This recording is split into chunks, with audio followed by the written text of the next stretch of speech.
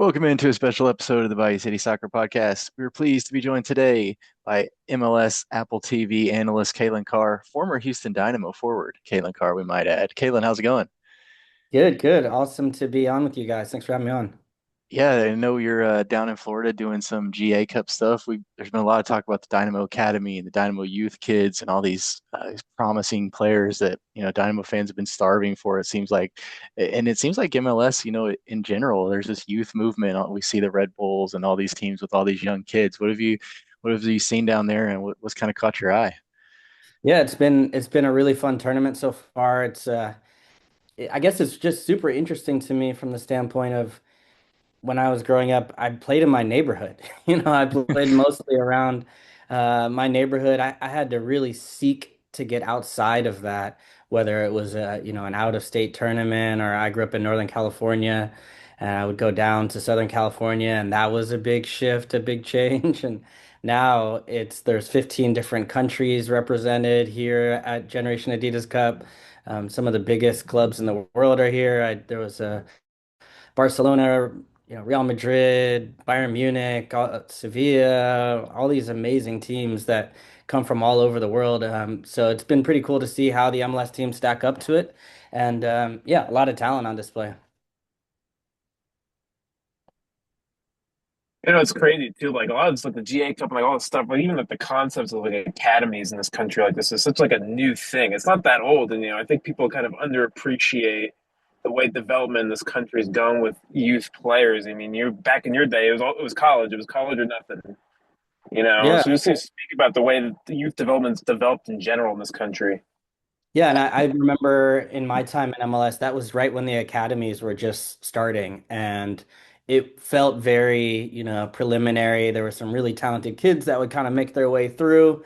I remember being at the Dynamo, and Memo Rodriguez was one of the young guys, was maybe 15, 16 around, and come train with us, and you could tell, oh man, this guy, he's got something to it, and but now that's just become more the norm, and it was really cool. I actually got to commentate on a Houston Dynamo match against FC Copenhagen just the other day. Then Copenhagen won, but I saw some Dynamo talent. Got to say hello to the staff. I know Pat Onstad, who was just on your show. I was listening to that for some of my prep for the weekend, so hats off for that. But yeah, it was cool to see, the general manager here taking in the next generation, and the pipeline now when you walk into a coach's office. Before it would maybe stop one or two levels deep. Now it goes all the way to Dynamo 2 has been really progressing players forward and then into the academy. So it's cool to see that there's like a plan now to have this pathway for players to try to break their way through. And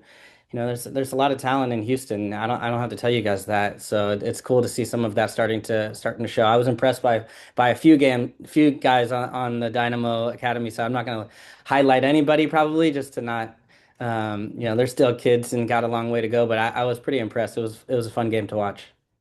Yeah, a lot of promising guys. We've got to see Matthew Arana got made his debut 15 years old, which is crazy. I know it made us feel old, but I'm pretty sure you too. The first player born in the 2010s to play in MLS. That's pretty wild. Yeah. I was trying to do the math on that during the match of like, okay, when we went to MLS Cups, okay, now these kids were barely born. Like, so I was like, nobody's gonna be recognizing me. I don't have to worry about that. Yeah, they know you. I know one of our guys, Rudy. He was like, "Oh, t talk Kalen about the movement." He's like, "That's how I got into MLS. That's how I Oh, started nice. following it." So they So know me from YouTube. Yeah, that's yeah, great. you're the YouTube That's guy. Yeah. that's my So legacy. Amazing. yeah, so Kalen, we look ahead to this game Saturday, Dynamo Seattle. This Dynamo team, a lot of new faces, a lot of new pieces in the offseason. They kind of rebuilt things again almost. The attack is really, I think, what's been a big surprise. Guilherme, one guy that a lot of people were kind of questioning is he have what it takes for MLS? He's come out of the gate just on fire. What have you seen from him so far, and how has he been able to be so successful? Yeah, it sometimes takes some guys, a little bit of time to get used to a new league. But you could tell from preseason and just the rumblings you were hearing that this was a player they were going to really lean on right away. And I think Bogusz was the guy that I think everybody had their eye on, as we know, an MLS proven commodity coming back. And thought was going to maybe play more the 10 position, but he's played a little more on the outside based on the new setup and the way the team is playing. But Guilherme for me has been amazing. I mean, obviously the numbers are there. I think what is it, 4 goals, 3 assists already, or yeah, 4 goals, 3 assists, I think it is, and that's a really impressive return just for the first few games. And so, but the part that also stands out to me is last week, there's more to his game than I think I realized, where immediately you see the pace in behind, the work rate, defensively, picking off balls, being really direct. But then the pass through to Inali was the one where I was like, oh, I was not expecting that. I'm sorry. I was not familiar with your game. That was like one of the best passes I've seen so far this season in MLS. And so I think if he can continue to drop deep, you see Bogusz moving, you've got Ponce up top as more I guess it's the guy that's probably going to stay more centrally, but you have some really dynamic pieces, the wing backs and Ali coming forward. I think there's a real recipe in the attack. Now, defensively, there's been some issues. That's something that's going to need to get corrected and some changes potentially. I would assume at some point this season, maybe some new signings. I think Pat sort of hinted at that at some point in your guys' interview with him, but I've been really, really impressed with how dynamic the attack has looked early in the season. And one of the really interesting matchups in this game that I want to take a look at is Jack McGlynn and then Christian Roldan. These are two guys, they're kind of bubble players of the USMNT right now. Both want to make that World Cup roster. Roldan seems like he's the guy who's in right now. Jack's on the outside looking in. How do you see that kind of battle going? Yeah, I think the middle of the field is definitely a huge spot to watch, and it's for me been one of the strengths of Seattle. If you think of just the way the Seattle team has been able to be so consistent for so long, you go back through their championships and MLS Cups, and they've made some minor changes, but for the most part, the spine of the team has stayed the same. And Christian Roldan actually is, at times, he's played on the right flank. He's tucked, as an eight. He's played a six, a double pivot. But in the middle, I think they moved him there last season and gave him more of a real run at that 6 or 8 position. And that's where I think we've seen him really catch the eye of Pochettino and really start to thrive. And so I think that's a real strength of Seattle. And then McGlynn also, it's an interesting one because when he's played with the national team, he's actually played a little bit more outside. And last year, I think they had him even playing a little bit up in more advanced roles for Houston. I like him better just one layer deep, especially on the ball. I mean, that's where you really get his range of passing. And now that you have those weapons further forward and more than anything, speed, I can't help but think back to my Dynamo days of Brad Davis when I see a left foot in orange playing balls, and Brad played on the wing, but more often, at least in my era, often tucked in the middle and was really, really talented distributing from there. But he needed players around him that made good runs, that could be really dynamic and stretch the field. And I think that that's exactly what McGlynn can bring to this team. And I like that. The idea of seeing him with Hector, we haven't seen a ton of yet to this point, but if Artur comes back and you start getting some healthy pieces in the midfield, I know it's been a little bit more transition as of right now compared to maybe some of the more possession-based stuff we saw in the past. But I'm really intrigued what they do long term here in Houston in the midfield. But also, I think you're right to highlight that as a battle to watch with, especially with Roldan and McGlynn occupying that middle space. You're talking about those similarities with Jack and Brad Davis.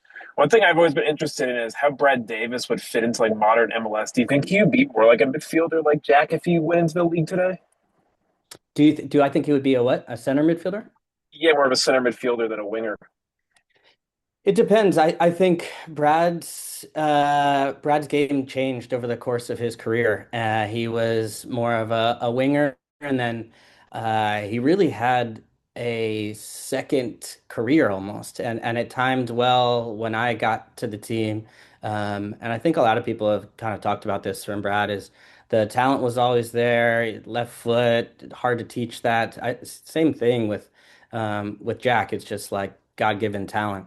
But I think what what Brad was able to do was add a lot more athleticism to his game, and not to the point that he was going to be blowing by anybody like Gareth Bale or anything, but he really committed himself to making himself the best athlete and strong, really durable, playing full games, going whether it was out wide. We also had Corey Ash, so the team was kind of set up in a way that players would overlap and he could come inside. And I mentioned he would play in the middle. I think it's hard not to put a left-footed player with that type of service in the wide areas, but I think the way the game is played now with more pace on the wings and wing backs flying forward, I think he'd probably fit more in the central area. But Brad was, I think, underrated from the standpoint of how good his MLS career was. I think he was second in MVP one year to David Beckham. I think it was David Beckham. I think D-Row ended up winning it, playing for like three different teams. One of them, I think, maybe ended up with Ben Olsen in DC that year.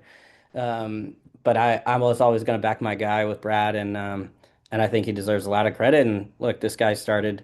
We just watched the U.S. play against Belgium. I think he started that match in Brazil, and really, really came on even strong late in his career, and it was always a pleasure to play with him. Yeah, Calen, we looking one more thing in this Dynamo team. We talked about the attack, the midfield, defensively. You talked about it a little bit. It's a lot of question marks, mainly a lot of red cards, By but the way, they've I had. wish I would have gone into the gym with Brad. I saw him going in there, and I could have You maybe could gone have in more times with him. he could have got that left foot for you. Could have I showed don't you know that about left foot. that. Yeah. But yeah, you look at the Dynamo defensively. Lucas Halter's injured right now. Sviatchenko's suspended after a red card. A lot of question marks. Augustine Resch, a young kid that really hasn't played a lot. Antonio Carlos, Felipe Andrade, maybe is the back three, especially in this new setup that Ben Olsen has been trying with this back three. How do you see this team defensively for this weekend? How do they kind of piece this together? Ooh, that's a good question. And if I knew that, it would make my match prep a lot easier. And I think that's probably something that Ben Olsen might also say is, I think that's the problem right now for the Dynamo is just the constant changes in the back. And it's hard to have continuity. Even when I was watching the Dallas game back where, the line is off, where you think you're holding an offside line and it's just a small detail and suddenly, Musa's sneaking in behind and that it's to me like a center back position, especially as a relationship position. And I don't know if that's discussed maybe enough. I think we talk about it as partnerships, maybe more on the attack or understanding how, players overlap on the right side. But there's been a few issues with that with Griffin Dorsey being moved to Orlando and playing the whole beginning of the year, thinking you're going to pair maybe with Bogusz, and then that changes. Holmes comes in, and then it's really just been who's available, who's healthy at this point, who is not on suspension to play that center back spot, and so I don't really know how they're going to handle it at this point. I think you stick with three because especially if you're depleted, putting two puts more pressure on the two center backs, and so I like adding the third guy. I think that's the way they wanted to play anyways. So I'd expect to see the three as to who they play there. Um, that's a good question. I'm gonna have to try to figure that one out or wait till game day. Seattle over the last decade or so has kind of been like that team everyone looks at West. They're always good. They're always in contention. It's now been a few years since they've won an MLS Cup. What do you see for them this year? Do you think they're going to be one of the contenders? Do you think we'll see them in December? As a general rule, never count out the Sounders, and that's probably the best compliment I could give because just look around the league. That level of consistency is super rare. We see these wild swings where Philadelphia win the Supporter Shield one year and now are winless in the first five games, and they still have time to rebound and get back on track. But Columbus is up, and then Cincy's down, and then Vancouver's one of the top teams, whereas they were kind of hovering more around the lower playoff line in the West. LAFC, I think, have been right there. Miami look scary and not probably going anywhere anytime soon. Um, there's been a number of teams, but it's been really up and down. It's one of the challenges, even for the Dynamo, of the roster construction, where you really are challenging for trophies, and then all of a sudden you're below the playoff line. And then now you're trying to swing back up and really push and time things right in the transfer market to have the strongest team. So I've been impressed with Seattle. I still think LAFC are the team to beat. I don't even know if they've conceded a goal to this point. And they have the dynamic weapons. I don't have to tell you guys about it, even though it's two set pieces that ended up getting the goals against the Dynamo this year. But the two red cards and just the amount of pressure, the relentlessness they have and the top end talent for me. And that's maybe the one part where you could say Seattle don't have that marquee Bowanga or Heung-min Son, but to me, the core of that team, there's still a ton of talent, and I would say it's like if you were to put everybody at, it's like a lot of like, there may not be a 10, but there's nobody below a certain level. And if you can put that out at every week and you get the same results, even when they're playing in CONCACAF Champions Cup, they rotate guys, they put in a young guy, steps into the lineup against San Jose, they rotated that team, go on the road, get a win. Like to me, it's Brian Schmetzer. It's like the culture that he has, the continuity of the roster, the leadership, and they kind of expect that at this point. He's Calen Carr from Apple TV. You can catch him on the call. Houston Dynamo, Seattle Sounders. If you're not out at Shell Energy Stadium, if you are there, tell Calen what's up. Yes. I can't wait to come back. Yeah, Caleb, before we let you go, I know there was a lot of talk this season about this Dynamo team. Are they good enough to make the playoffs? Are they good enough to be a home playoff team? What do you see as this team's, expectations for 2026? Can they make the playoffs? Can they be a team that kind of gets in there in the mix amongst those you mentioned really good LAFC, Vancouver, Seattle type teams? I think I'd have trouble saying right now one of those home playoff spots just because I'm looking at the top of the West and I think Vancouver, San Diego, LAFC. I put Seattle there. After that, I think it's pretty close. San Jose has been great to begin this year, but I still think that it's pretty wide open. I also think that this year especially is going to be strange because of the World Cup and the break and the transfer window. And I know the possibility that you can really add a lot to your team. And so I'm pretty excited about that. I really love the offseason that the Dynamo had last year. I think Pat Onstad and Asher Mendelson went out and did an excellent job of really like targeting the pieces they wanted. The question I still have is just still in the back, and it reminds me of the beginning of last year where Mikael was sold and now Griff Dorsey leaves last minute. And I know those are two different players and profiles, but it's just some of those little changes in the back, and it's such a continuity spot. But I think if they can go out and target those areas, add a few pieces, this team is I think they have the top end talent. The way it's looked right now, they look scary moving forward, and that's a fun recipe. And I think the energy around the stadium, I'm expecting to see from the ones I've watched on TV so far. It's looked great to begin the year, and I just know that that's like the way it should be in Houston. And I know they've been working really hard to get that back on track. And I really just like the front office and Ben Olsen for me is like one of the best managers you would want to play for. Same, I would put Schmetzer in that category too. Just two guys that never take any of the credit, always pass it along to the players. I think guys respond well to that because, yeah, it's not always that way, and so it's not. I think they're just really honest, straightforward coaches who have really good ideas, and I think that makes a big difference. He is Calen Carr, former Houston Dynamo striker. Now you can catch him on MLS, Apple TV. Calen, appreciate the time. Enjoy the trip to Houston this weekend. Hopefully, not too much rain. And we'll talk to you again soon.